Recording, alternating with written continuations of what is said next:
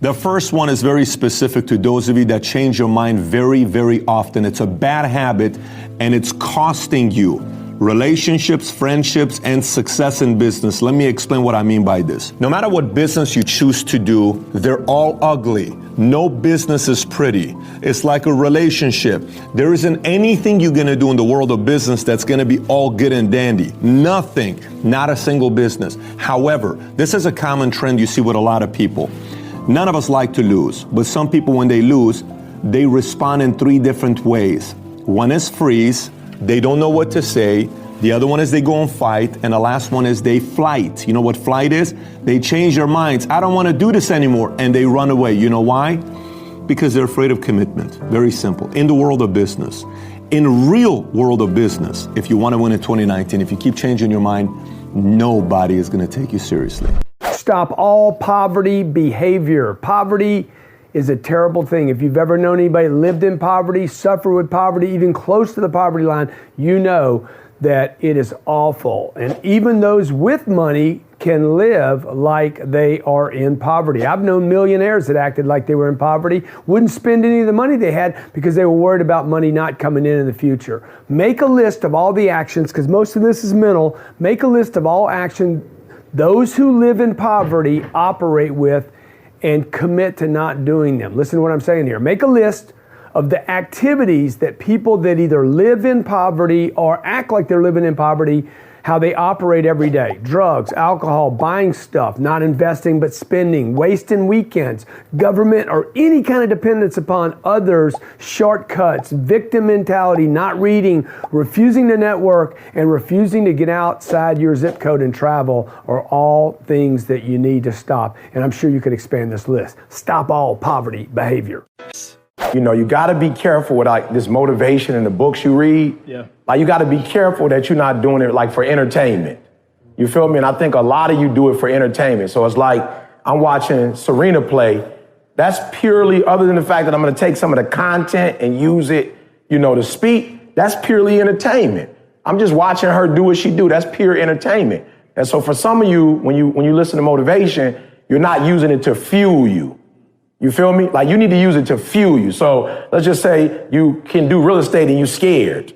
Like you should be listening to specific stuff that's going to tell you, don't be afraid, take risk, let the rope go, let the net go. Like that's what you should be listening to, not just random stuff. You know what I'm saying? Like we put stuff out, but we're putting it out because that's what we do. We just put stuff out. But you got to get a catalog and say, all right, I'm fearful, or I don't got that dog.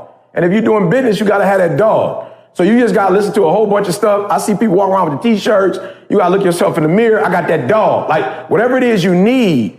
Then when you get books, I'm tired of people like, yo, it's like a keeping up with the Joneses now. Like, yo, what book you read? For what?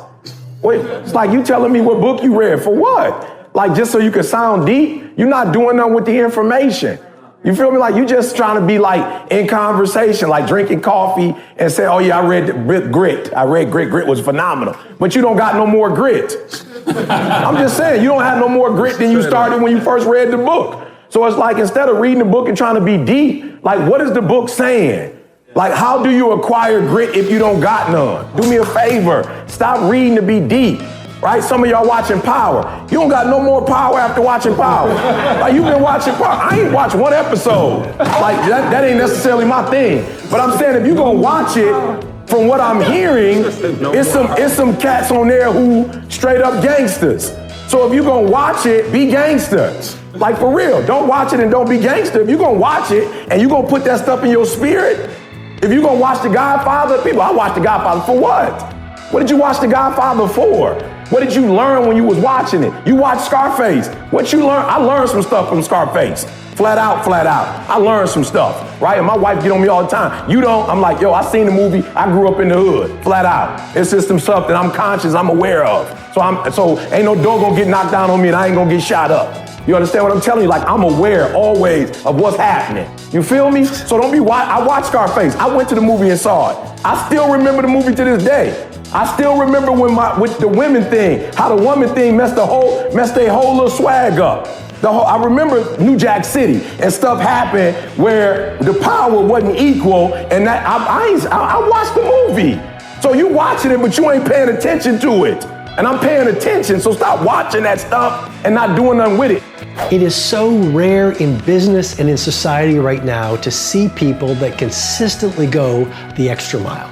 You're in a restaurant, the server generally gives you what you expect or less than what you expect. You go into a clothing store, it's what you expect or less than what you expect. You do business with any organization, it's generally delivering on what you expect, but more often, even less.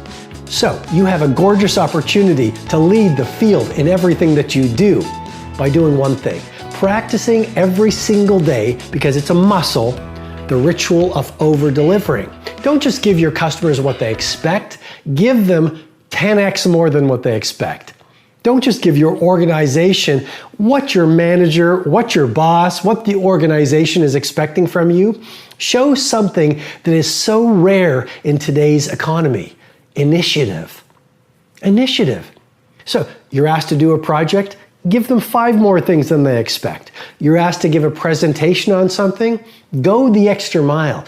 Consistently dial in the daily habit of over-delivering on people's expectations, and guess what? You become a merchant of wow.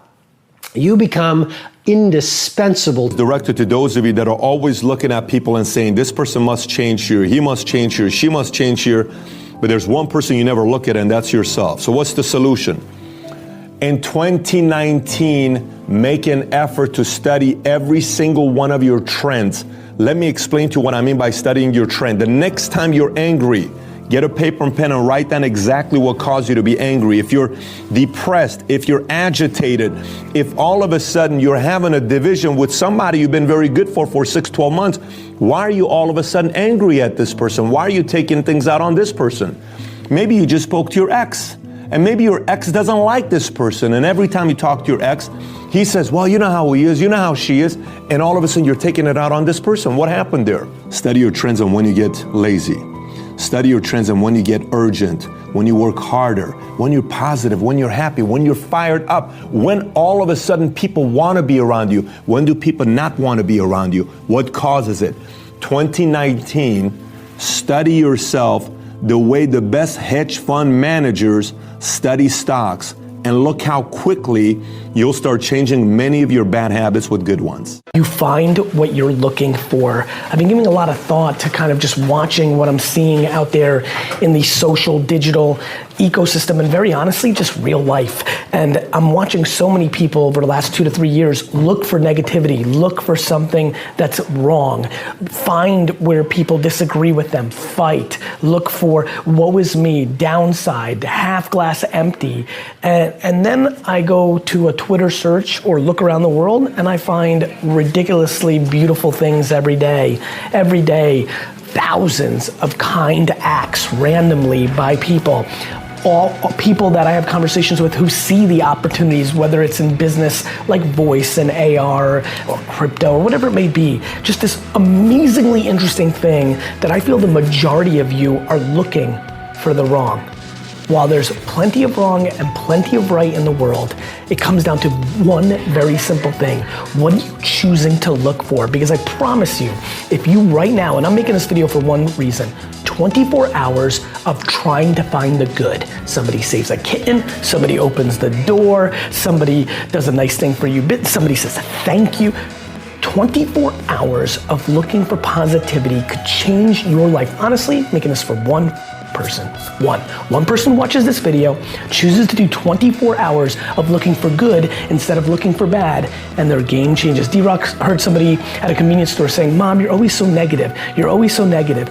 I am blown away by the fact that life gets real simple if you break it down into this. Are you looking for the negative? This sucks, this government sucks, this person sucks, this is, or are you looking for the positive? She's nice, that's remarkable, I've got this opportunity. You choose what you're looking for, because what you look for, you find. That's how life works.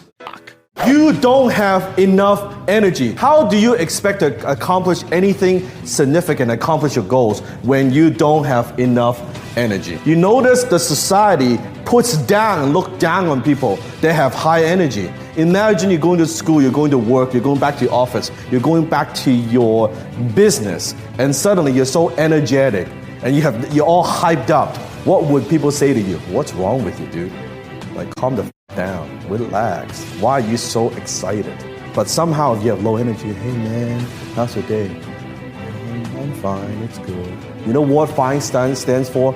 Freaked out, in debt, not making enough money, emotionally stressed out. F-I-N-E, that's what it stands for.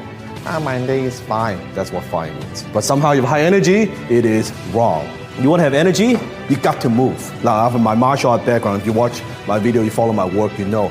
Move, jumping jack, push-up, walk, yoga, whatever the it takes, move your body. When you move, you have more energy. When you sit there all day for hours, how the hell can you have energy? Movement creates energy. So if you're sitting there for a long day, get up, stand up, walk around, do something. I know, jumping up and down, whatever it is, do something.